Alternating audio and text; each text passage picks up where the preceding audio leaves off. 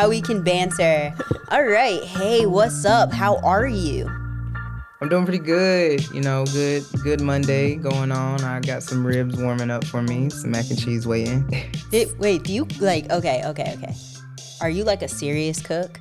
Nah, but I pretty much can cook anything that I like. If I want it, I know how to cook it. But I'm not someone who's just like, oh yeah, let me cook you this, let me cook you that. No.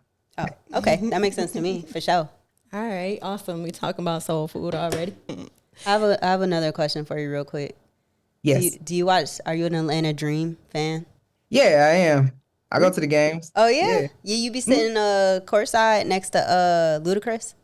Nah, I took my mom to the Phoenix Mercury game last year. We sat courtside, so that was dope because she's a big Brittany Griner fan. But I try to get as close as I can to the court. Next year, my goal is to get courtside tickets. Yeah, I talked to somebody, a season ticket holders. I feel like the price gonna go up after this year. I should have locked in last year. Yeah, I'm a huge Diana Taurasi fan. I am obsessed. Oh, really? I'm a big Diana Taurasi fan, but I just wish she would retire. I'm ready to see her. Your time is now. That's what's up, though. Yeah, I used to work for the Chicago Sky when I was in high school. That was back when tickets were like real cheap to sit courtside. But yeah, I seen them prices this year. I'm gonna go ahead and get the little WNBA league pass or whatever.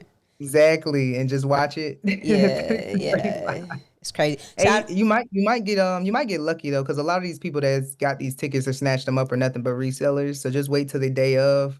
You'll probably be able to get them for the same price. All right. They'll be trying to shell them off that day. All right, we gonna link up. We gonna link up in Atlanta and go to a Dream game. I just decided. Oh yeah. Yeah. Real. Yeah, we got to pull up. All right, I love it. Okay. Well, do you know what's about to happen before we dive into the podcast?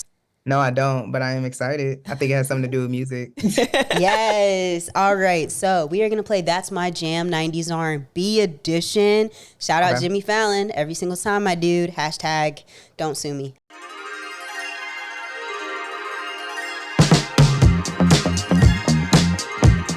All right, so here are the rules. We are going to play 4 songs, 90s R&B, obviously. You have until the end of the song to guess either the artist or the name of the song. If you can guess both, A, it's a flex. But the points are still the same. You get 3 guesses. And so how deep is your 90s R&B bag? Oh, it better be deep. My mother's going to be very disappointed if I get more than 3 wrong. So we're going to see. I'm a 92 baby, but I'm really my parents are older, so I'm a true 90s baby. So we're going to see. Right on, yeah. Good luck with these songs, because to be honest, Tiffany and 80s Baby picked them.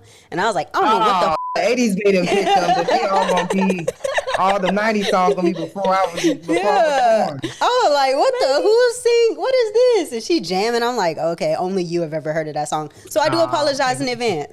All right, we're going to see. All right, cool. All right, so Anthony's song number 1. There you are, looking as fine as can be in your fancy car. I can see you looking at me. Tell me what's the deal? Are you just gonna sit there and stare? Baby, talk to me. Yeah. Tell me what's on your mind, baby. I think I know the artist. Oh, okay. Bring it on. And I don't need no fancy cars. Now the artist who is. Oh, baby, bring it on to me. I know the song for sure. All right, all you need is the artist or the song. Oh, I want to say the artist is, what's his name? That white guy that everybody thinks is black. Is it him? He's on NSYNC. Oh, yeah. I was right. Well, it's he's got a feature on it, right? It's the group, yeah. Yeah, so it's the black girls with a feature from the white guy. Oh, okay. Yeah. What's his name?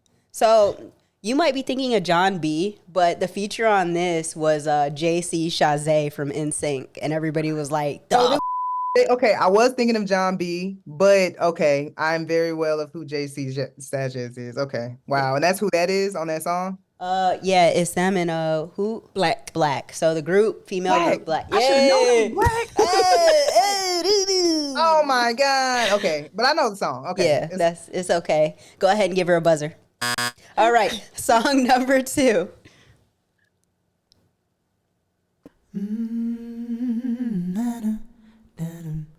Oh, this Shy.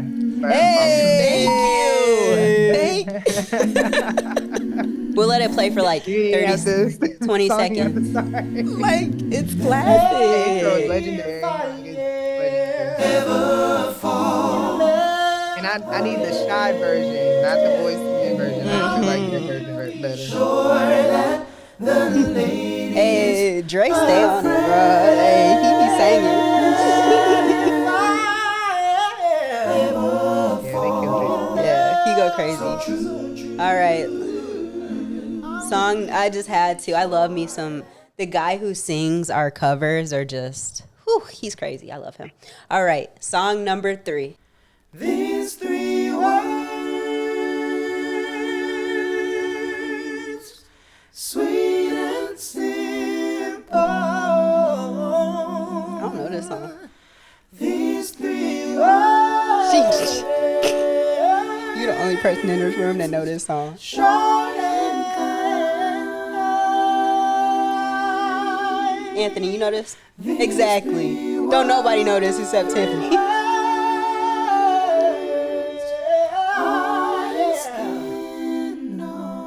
I don't know who it is, but I'm just gonna get it in bold.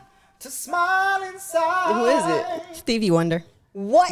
Oh wow, yeah. He Right? has way too many These songs, 3 but that's words. not one of the ones I know. Oh, I know that song.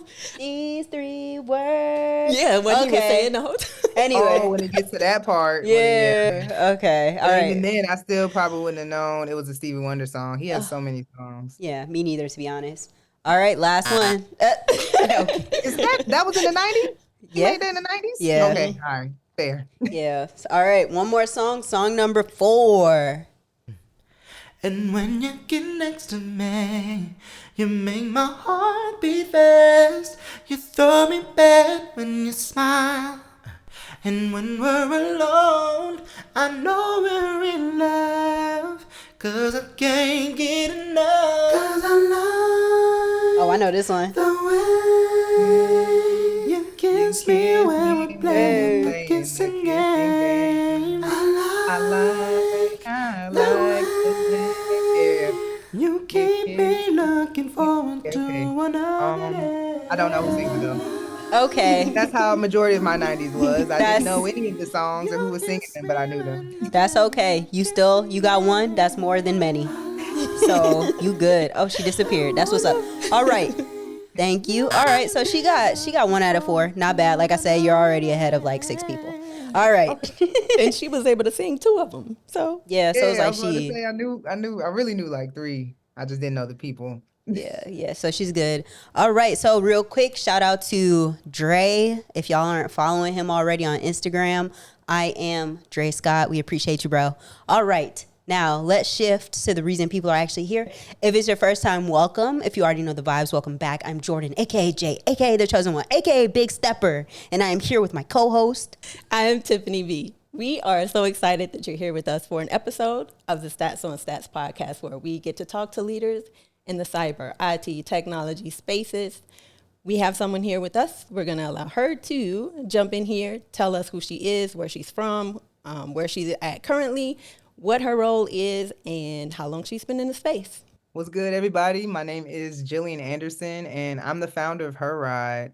Outside of HERide, I actually work in IT myself. I do IT help desk. I work for the state.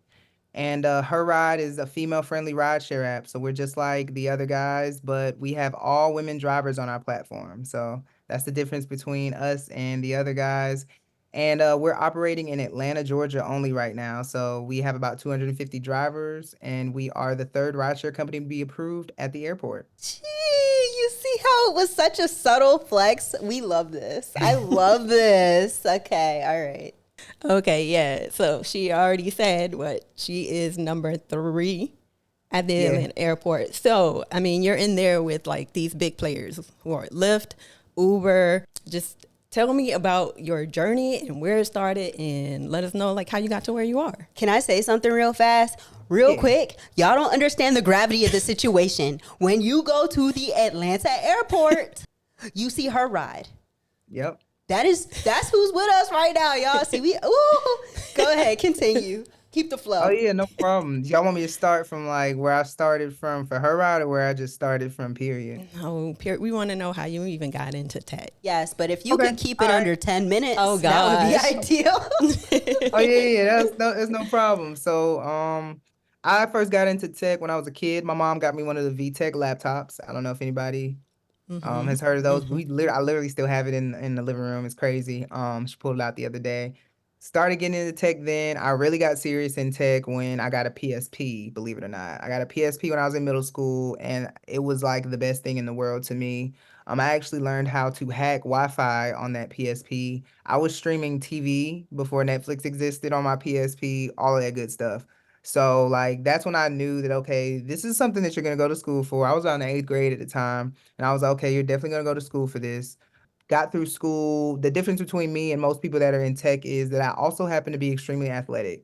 So when it came time for me to choose what school I was going to, I wanted to go on an athletic scholarship, but a lot of the coaches that I was having conversations with, they were kept trying to persuade me to change my major, and I wasn't going for it.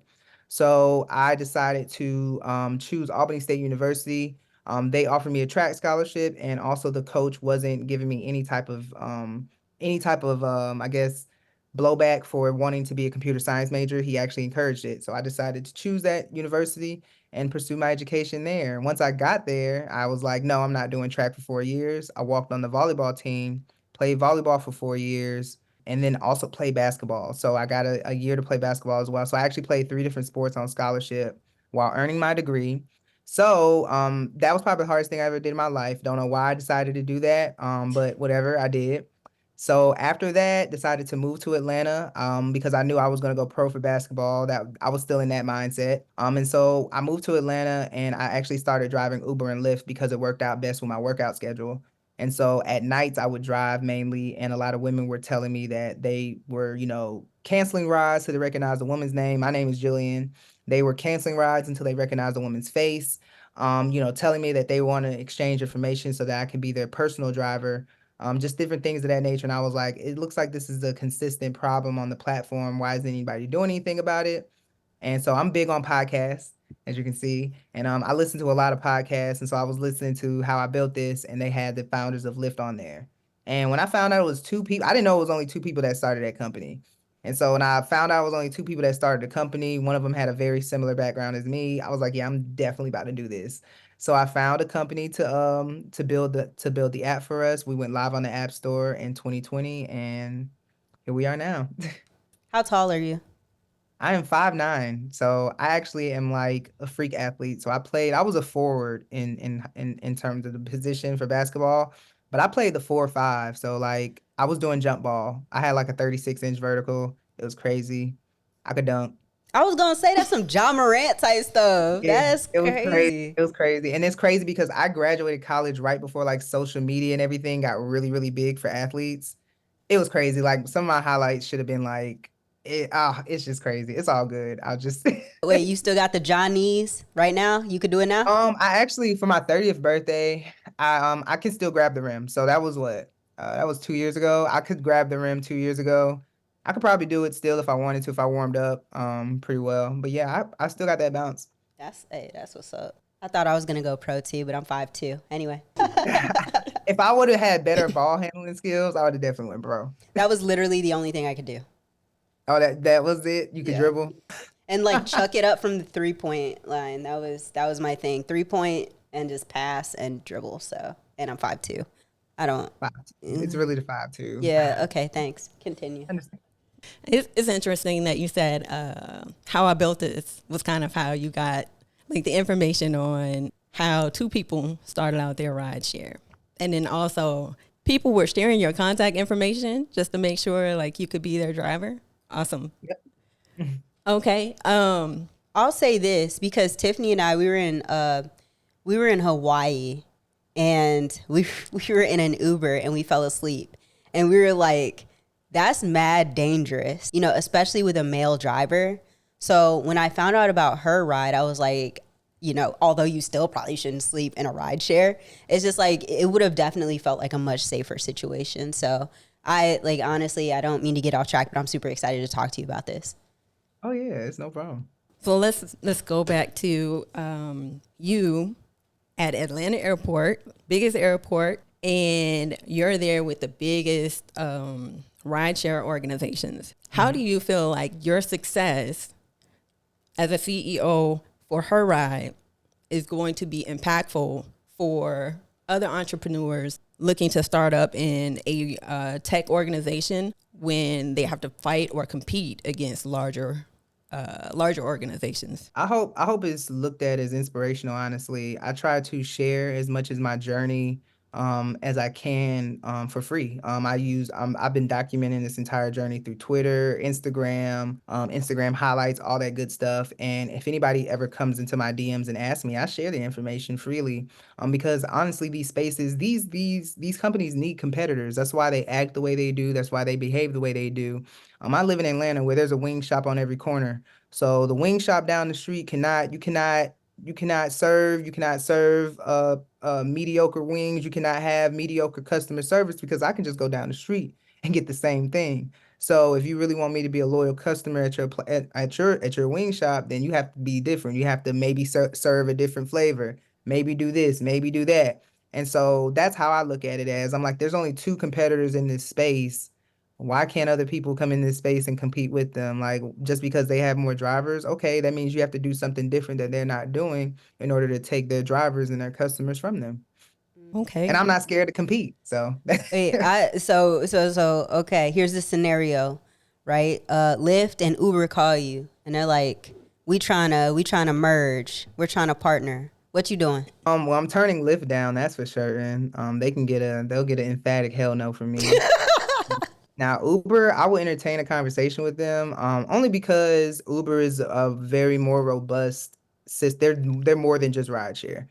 They've developed outside of rideshare. They do package delivery. They have freight now. They got Uber Eats. So they have way more options, and I would love to do a type of like merger or acquisition with them where we retain our name and we're just like powered by their systems. That's the only conversation I would honestly have with Uber. Lyft, like I said, I'm gonna ignore them. Like Yo, I'm gonna I like it. I like it. Confidence. Okay, you're already talking about, it sounds to me like you are thinking about like expanding in the future. So when you think about that expanding, like what are you going to do to make sure that you stay true to the HERide values moving forward?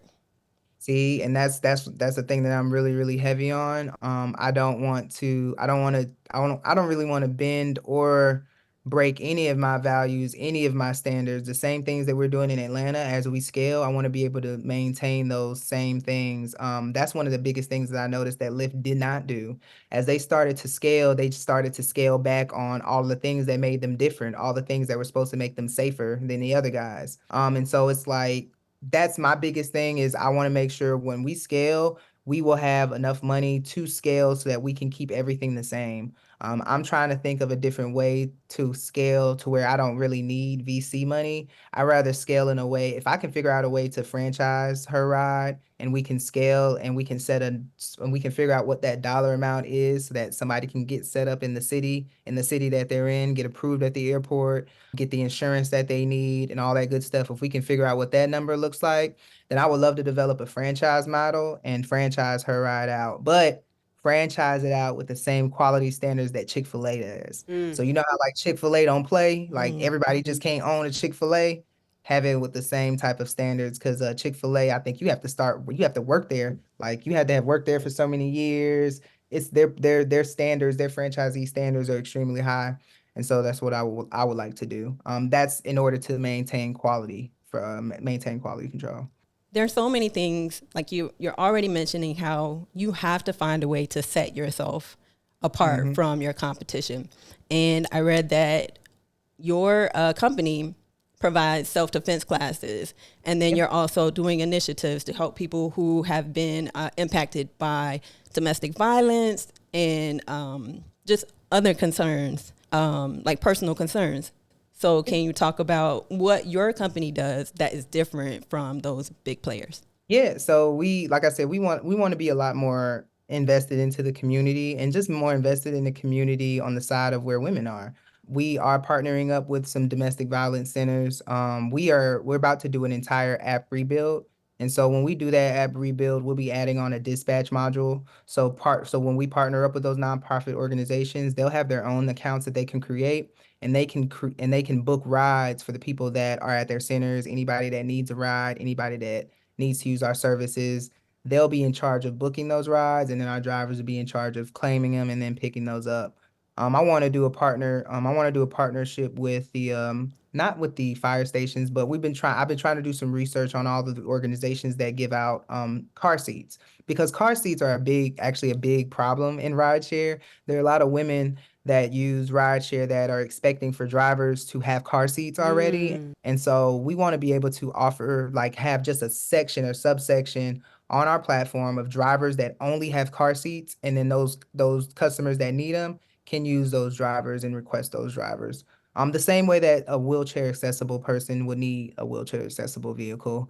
We just want to make those type of accommodations. I know a lot of people, I'm in those Facebook groups where the drivers, talk about, their experience being drivers, and a lot of them honestly get really annoyed that women don't have car seats, and I'm like, well, you guys don't understand people's situations all the time, but like, if they had that option to choose, like I said, if they had that option to choose, they would choose it. They just don't have that option. They're just hoping and praying that driver that comes, that picks them up, is either going to allow them to transport their child without a car seat or has one available for them. So, it's just trying to be a lot more proactive in the community. We're going to be partnering up with nonprofits that help out with the elderly. There are a lot of elderly people in the community that don't like cell phones, that don't like smartphones, that are just not going to convert over. And so, but they still need to get somewhere. So partnering up with those organizations is going to be really, really, really impactful for HERide. It's really going to help separate us from the other guys.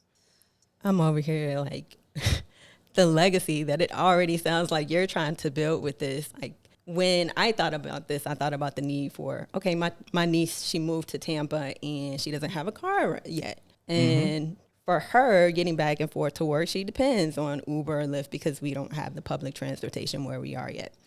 And she probably doesn't know this, but there I am at midnight sitting in front of my phone, like looking to be like, okay, is she here yet? Okay, she should be home.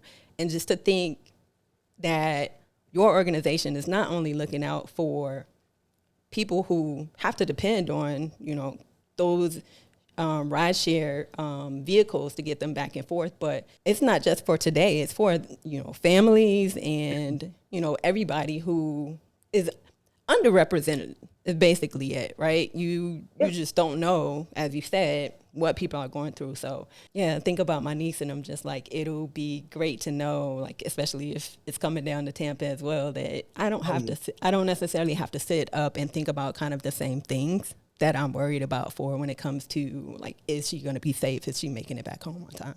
Exactly. So we just trying to ease some people's minds. And like I said, give another option. Yeah, I really love this. Let's talk about the tech real quick. Are you involved in the actual app at all? So I didn't code the app, but I am the CTO. So I am over everything. I know it like the back of my hand. I just didn't code it. So that's the only difference. But I know how to get in my servers. I know how to do all that stuff. I know how to tell you what's wrong with it. I know how to even find it in the code if need be. I just don't know how to fix it in the place. That's what's up. So because you are kind of like, you're smaller, so I would imagine you know, like just with any other software, you end up getting like a lot of feature requests, enhancement requests, like troubleshooting, stuff like that.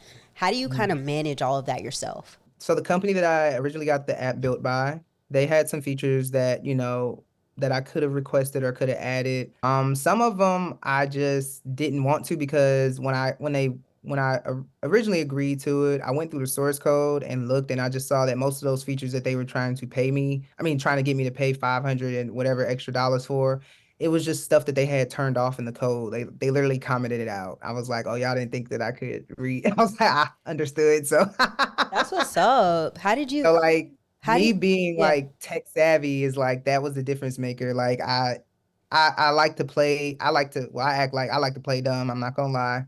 I like to see if people are gonna just try to get over on me, and then I like to like be, put it in their face and be like, well, actually, it looks like you can do this or you can't do that, because I can see it right here.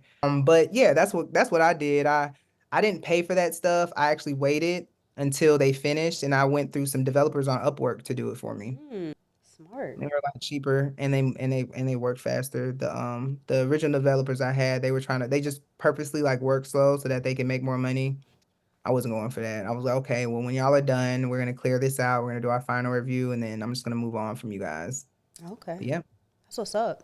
How do you feel like that decision to outsource the app helped you in terms of building out your company? It saved me a lot of time in terms of just I didn't have to worry about doing that while also marketing and building the brand, because marketing and like being the founder takes up majority of my time now. I wish that I could spend more time just being the CTO, but yeah, I knew that I was gonna have to split time doing both, so I knew that I had to outsource it if I wanted to get the app done quicker. Gotcha. So you work in IT right now. So you're working 9 to 5, and then you're also working HERide. Yeah, I've been doing 9 to 5. I've been doing this the entire time I've started HERide. I actually was working like 2 jobs last year, so I'm down to one. So that's good. That's good. That means we're growing. I did only you- have one job now. How did you end up in, because you said you work in IT. So are you allowed to say a little bit about like what you do on a day-to-day? Oh yeah, I can tell you what I do. I just reset passwords every day. I have like the easiest help desk job in the world, and I'm never giving it up. So to anybody that's hoping that I'm gonna leave my job soon, I'm not. You work from home, right? I work from home. Yeah, I have to work in the office right now. Mm-hmm. But they're gonna be putting us back work from home soon because everybody's been complaining about it. So Okay. How did you break into, because sometimes we have listeners who are like, how did they get here? How did they get here? So how did you break into your first IT job? first IT job was through a staffing agency. So like Tech Systems, Robert Half. Tech Systems was my first IT job, but it was through a temp agency. So if you go through the IT temp agencies, you actually have a higher chance of getting hired. Now I already had a computer science degree, so a lot of the positions that I was applying for, a lot of the recruiters are like, "Why are you even applying for this position?" I was like, "Well, because I want to work in IT. I don't want to do computer science." But once I explained, why this overqualified person was applying for this position, they understood, and then I got hired for the most part because I was competent. But yeah, if you are ever interested in breaking into tech, the temp jobs that's where to start. That's how you get your foot in the door. That's good advice. What other resources are you using that help you out when it comes to not just the starting your business, but also for work? One of my favorite resources, and it's gonna sound really weird, is this show called Silicon Valley. It's like my favorite show. It's my favorite show when it comes to anything tech related. I think it's very, very, very spot on to how the tech world is, specifically how they are in Silicon Valley, just how companies behave, how they interact, what it's like being a startup founder or having to raise money, all that stuff. So that's like my go-to for anything startup related. Resources for just for what I do for my job, my daily job. Those resources would be again the temp agency, signing up for any type of like I get a lot of emails from people from like contract jobs for IT jobs, and I think it's because I did the IT staff or did those temp agencies, and they probably sold my information. But like responding to those people just to see what type of jobs are available, it actually it works out in your favor because that's how I got my current job with the state. I was thinking that I was like, is this a scam or is this whatever? But I read the job description, I read it was with the state, and so I was all right, let me reply back just to see. And I've noticed that like a lot of those state employee positions have been outsourced to like a lot of those to a lot of foreign talent agencies. So you'll see the name and you're thinking it's spam, but the state has literally hired these people to hire contract workers who are eventually hired on as full time. So don't be scared to respond to some of those emails. Now you know if something's fake or not. Now don't be foolish, but don't be scared to respond to some of those direct messages. Cause yeah, those contract positions, they pay pretty decent. Resources, but skills. Like, what are some skills that you feel like have served you so well from tech and also from gig work? Being able to communicate effectively. I am good at communication. I will say that. I am very good at being able to explain technical things to non-technical people. So that's why I do well in help desk. I'm a very patient individual when it comes to like helping people. I have very good problem solving characteristics. So I'm just a natural problem solver. I enjoy solving things on my own. I have like that natural curiosity to figure out things on my own. What other skills have helped me? Public speaking. So I did very well in public speaking. That helped me with my pitch competitions and for HERide. It's helped me just pitch HERide in general and just be more comfortable doing that. Let's see. Oh, and staying in shape. That's one people don't talk about a lot. I actually work out. Like I work out. And I'm not one of those like I'm in the gym for 2-3 hours. No, I just do my cardio, I do my calisthenics, I play basketball when I can, but I'm a very active person, and that's how I'm able to do what I'm doing. That's how I'm able to work and then work on her ride and all that good stuff. I do like that you mentioned that. And then also it feels like being able to work out. Maybe do you start your day like that? I try to because Yeah. that's ideal for me right now. It hasn't always been working out like that, but I really try to start my day. Yeah, because I'm used to like getting up at 4:30 and working out because that's what we did in college. But yeah. Why do people do that? Because I we don't know love why it. I don't know why he did that because we didn't have to get up at 4:30. We would be done working out before the cafe even opened, and it used to piss me off. I'm like, I can't even go straight to the cafe and eat. Like I have to wait still because we're up that early before God. Like I used to tell him every time, like, why are we up before Jesus? Like, my God, he's not even up right now. Man, you're up at military hours. Yeah, like it was Exactly. insane. So now my body just naturally like gets up at 5 o'clock. It sucks. Like it's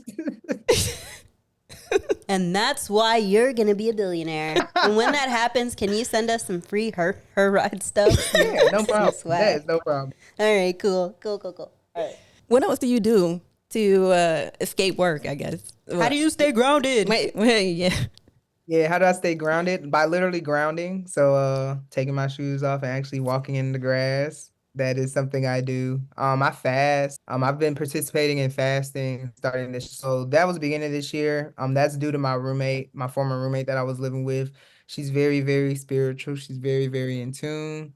She taught me a lot of things. It's just about like self-care and just being like more in tune with myself. So we did a fast at the beginning of January. I did a 7-day water fast. So that was probably the most intense thing I've ever done in my life. And it was worth it. It was like an extreme amount of clarity and energy that I actually received from it. And I'll be doing it twice a year now. So those are the top two things that I do. And then I like to do things that like because I have this business and because I monetized her ride and rideshare, I'm always talking about business, talking about stuff like that. So whenever I do hang out with friends, I try to do the exact opposite of that. Like I want to do something that does not bring that type of conversation up at all. So I actually I've been going to the gun range a lot more lately. That's a great stress relief. Great stress relief. Gun range is fun. And then like there's multiple gun ranges here down in Georgia. So like there's a skeet range that's not too far from me. So I actually tried that for the first time. So that's when you're like shooting at the targets that are like flying, the little disc, the flying disc. That was fun. Been trying to just do more active things. I love skating, so I actually enjoy skating. They just redid Cascades floors, so I'm about to go tear those up. But doing things like that, and I fly my drone. I enjoy flying my drone, and not like on like I make money off of it. Like I just enjoy flying my drone, getting some 5-night shots of the city, things of that nature. So that's what I like to do, and play basketball. That's something I always like to do. But yeah. What happened with the Instagram page? Because while I was surfing the net, I was like, look at her with a drone. Like, I know. I just stopped posting on the Instagram page. It's crazy because I got all the drone photos in my phone. I'm just terrible at posting now. I don't know why. I just you're trying to save the world. yeah, and then social media, the way content is pushed now, it almost makes it feel forced. And I'm like, I don't want to always have to post all day. I can But it's all understand good. that. I'm working through it. I'll have you know, Steve Jobs was real big on fasting. He was? See, look at that. Did not know that. I did a 3-day fast once, and that Like was water fast. yeah. And I was like, oh nah. If you make it past 3 days, I'm telling you, the last of it is gonna be like the craziest thing you've ever experienced. Oh Lord. I'll just give you one example. At night, you think that you're tired and you're about to go to sleep. No, you get this extreme crazy burst of energy. Extreme crazy burst of energy. It's insane. I can't commit to that, but I believe you. Yeah. All right, so here's the scenario. It's the year 2038. It's the year 2038. You are in a high school. In that high school, you are standing in their cafeteria, which is actually a Fogo de Chao at this point. And a kid walks up to you, you know, and they're like, hey, I want to be like you when I grow up. How do I get there? What is your advice for that kid? Be able to read and comprehend what you're reading. That's what I would tell that child, because I feel like a lot of people aren't able to comprehend that. I feel like a lot of people are able to read, but they're not able to comprehend what they're reading. And I think that if you don't understand what you're reading, then you're not going to be able to make it in life, be successful or anything, because that means anybody can just put anything in your face and then you'll just go for it. And you know what, though? I feel like it's getting progressively worse because, you know, the younger generation especially, they're being programmed to have like the shortest attention span. Everything is given to them in like quick clips. So they're just always in a rush. I am glad I'm a 90s baby. Yeah, we had the best of both worlds. Truly did. Got our beat and we know how to read. I'm trying to tell you. I'm trying to tell you. You know how to read and write in cursive. Right on. And write in cursive. And straight up. Did you ever see like your future as a business owner, or is this something you kind of, it happened because you saw that need? Nah, I think I've always was gonna be an entrepreneur of some sort. I had my first job when I was like 12. My father passed away when I was in middle school. And so I kind of grew up really fast. I've always been told that I have like a mature mind or whatever like that. But I was like in the 7th grade and I was like, okay, Jill, there's only one parent that has money now. Like you have to figure out how to, you know, become less of a burden. And so I got my first job at 12 and I actually enjoyed it. It was at a fish market, which is weird for a girl to be doing that for her first job, but I enjoyed it. I've been like obsessed with making my own money ever since. I can even take it back further. When I was in elementary school, my dad was the choir director of the church. So we kind of populate the church. There were a lot of people that knew us, knew him, you know, just knew my family. And so I took advantage of that. So when report cards came out, I used to go around church and I used to like, hey, I used to be like, hi, look at my report card. I love showing it. them. And I show you my report card and I flash my smile and I'm like, aren't you gonna reward me for my hard work? Oh my God. So I would get like, I would get like $1 from every person in church, but it was like 1,000 people that went to our church. So I was working. So I was working it. So if I saw enough people after church, if enough people saw me, if they didn't already give all their money to offering, I used to get $1 off of folks. So that's like $40 after a church service, and that adds up. But like I understand the concept of money and like understood it so young. I knew that I was always going to be like, I was probably going to eventually have my own business. Cause even when I started working as a teenager, the type of jobs I applied for, I didn't apply for the same jobs everybody else did. Like, everybody usually worked at like fast food or worked in the mall. My first job I was a pool clerk. Like I always used to find like the easiest jobs, but I'm making the same amount of money as everybody else, but I'm not doing what everybody else is doing. Like I was just very good at like finding those type of jobs. And even as I got older, I started working in different places, and I was just the entire time I'm working, I'm like, I could do better. Like I could run this better. Like I could do this better. If I was doing it my way, it would be a lot better. I knew that eventually entrepreneurship was always going to be in the stars for me. Were you an only child? No, I actually have a younger brother. I am the oldest. Gotcha. Was your brother working as well? No, we are exact opposites. Wait, what we not gonna do is gloss over the fact that you were like, oh, I worked at a fish market, which is, odd for a female. But meanwhile, Tiffany was picking cotton. Oh, that's insane. I'm sorry. No, she was picking tobacco. That's crazy. She was picking tobacco. Oh, that's even worse. That's not even better. That does not make it better. That was actually worse. I was like, we not gonna gloss over that. That's real hard labor. Actually, it wasn't. It was fun. And it was fun? Yeah, it was fun. it was a summer job, and I started it with my brother and like some of the other teens in our hometown. So we really kind of like how you're like, oh, it was not hard, and I was not doing jobs like everybody else was doing. We were out there acting the fool on the farm. So Wait, look though, her employer tried to get her to work in the house though. Oh my God. episode is over. I gotta go. Was this in Virginia? No, I was in Georgia. You were in Georgia? Yeah, you ever heard of Blackshare or Waycross? Because nobody ever. Yes. Okay, that's why. Understood. Say less. I should never tell you stories about. I went to school in Albany, so like that drive is just like a reminder. You're like, okay, Georgia, like wow. Yep. Yep. That was fun. So what's the future look like as we get to a point where we have to close out because Anthony is giving us the side eye? But yeah, so what's next? Like, what is your vision of what does success look like for HERide to you?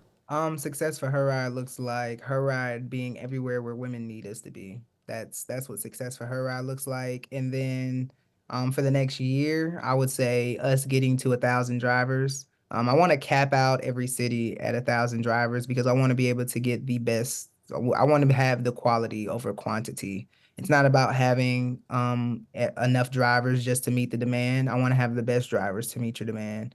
And so I think I want that. That's my goal or my vision for HERide. We need to be everywhere that women need us to be. And yeah, the quality. I want people to look at us like, I don't know, the Four Seasons of rideshare. Like, you know exactly what you're getting when you book with HERide. I want our name to ring bells like that. I want our standard to be like that. Like the way people think of Beyonce, the brand, that's how I want them to think of HERide. Like they see her brand and they see what she does and they're like, perfection. She puts a lot of work in it. It's gonna be top quality every single time. That's what I want out of HERide when people use our service. Hearing like all of the thought you put into this and how you plan to differentiate yourself from other rideshare companies, it feels like you're already like well on your way down that road. So yeah, yep. Trying to stay pure throughout all this. The tech industry is a very messy industry. I will say that. So just trying to stay sane and pure throughout all this is going to be the hardest part. When you think about trying to make sure you stay true to those core values as well, and you start thinking about like teams and building your teams, what are qualities that you look for people who would eventually be a part of HERide? And to not try to break any like employment laws or anything like that. These are just qualities that I look for in people. I'm gonna be 100% honest. I look for people that's played sports before, but on a team setting. If you have played sports before, we will work very well together because you understand what it means to sacrifice. You understand what it means to play your role. So people that have that background in sports, specifically team sports, I work extremely well with. I work extremely well with people that don't need to be micromanaged, because I don't like micromanaging people. So people that can get an assignment done and get it done without having to check up on you to see if you got it done. Again, those are people that I work very well with, self-motivated people and people that are truly passionate about what it is that they do. So don't come to me saying that you want to work or do like our social media when in reality you want to do something else. That's not being genuine. That's not being true to who you are. So yeah, just people that are honest, people that are genuine, self-starters, and have played on a team setting before. Love it. Yeah, I like that. Color of royalty. Huh? HERide. Color of royalty. The color of yeah. Was that the inspiration, or is it your favorite color? No, it's not my favorite color. The reason I did pick it, I actually pledged Delta in college. I didn't cross. Our line got dropped, but the African purple violet is the flower. And so it was just something that I always remembered, and I liked it because I actually saw it in person. And so I was like, I like this color. I like this. It's different. It hasn't been used in rideshare. It's also feminine as well. And it's feminine without using pink because I hate pink. I'm just gonna be honest. I just do. You hear that, Anthony? She hates your nail color. I'm gonna cut that part. Yes, queen. Okay, so you recently went to the White House. I did not go to the White House. Oh. She came to. I was about to say. I hope I didn't confuse anybody, but she came to Atlanta last 2 weeks ago. Yeah, 2 weeks ago. I was there when she came to Atlanta. Did you tell her about her ride? I did. So what we doing? We gonna see. Okay. We gonna see. But she does know. Okay. Okay. I love that. She does know. Shout out to Madam Vice President. What's up, girl? What up, shout? Hey, she went to HBCU, so I had to, I was like, hey, we right here. Like I ain't with the mother folks. We right here. I love it. I think we are getting ready to wrap it up. But before we do that, we always want to make sure we ask our guests, would you like to connect with anyone in our network in case they have questions about how to be a part of HERide? Of course.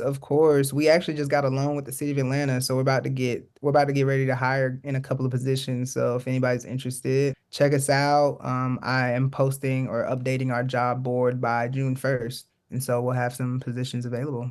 Could you tell us where to connect with you at? Oh, sorry. Yeah. Aha. You can email me directly at so my email is Jill Jill at GetHerRide. So it's GETHERIDE.com. And then if you want to contact me on Instagram, my Instagram is The Real Jill Gates. So my Instagram name is The Real Jill Gates, like Bill Gates, but with a J. And The Real is just spelled how it's supposed to be in the English language. Twitter, you can find me at Jill B. Gates, and then LinkedIn is Jillian Anderson. The quickest way to get me to respond is if you email me, though. I check my email every day, like I check my text messages. So, okay, got it. Awesome. You want to close us out, or I will not close us out, but I will say thank you so much for sharing your time with us, because we know time is currency. So we hope you feel like it was well spent. Endless gratitude, truly, truly. Oh yeah, did you ask your silly question or your unserious question? My unserious question was, did you pitch HERide to Madam Vice President? Oh no, I didn't have enough time. Oh. Yeah, if I would have had enough time, I would have. It was one of those like, you had to click in and then try to slip like one sentence or two in and then take a picture. well, it's been fun. Thank y'all for having me. Yeah, it has been fun. We really enjoyed this. I learned a lot. Now I'm waiting on, you should come to Tampa with the next HERide. It's crazy. My homegirl live in Tampa. I'm about to be in Tampa. I'm probably gonna be in Tampa. We're not doing it in Tampa because she said we can't. My roommate from college literally lives in Tampa, like the one that's actually part of my real group chat. So I mean I could just pull up to Tampa anytime. It really doesn't matter. She just got 2 kids, so I gotta tell her in advance. I got you. Well, you got our number. And Jordyn will play basketball with you. I will. Turn up. I will. Turn up. Yeah. We got on the court, but we'll actually be in Orlando. I think at the beginning of June. Oh, okay. Well, yeah. Let us know when you're there, and maybe we could try to link up. Okay, no problem. Cool. Because we'll be having a nice little girls' weekend. Oh, fun. Yeah, and then all my friends got kids, so it's about to be one hell of a weekend. Hey. Awesome. Thank you so much. We really appreciate you being a part of the show. I appreciate y'all though. Yes. Thank you. Thank you so much for being a part of the show. We wish you the most success. And then to our listeners, we appreciate you for being a part of the Stats on Stats podcast, listening to us, joining in each one of these episodes. And I guess we'll see you next time. Stay wavy. Love you.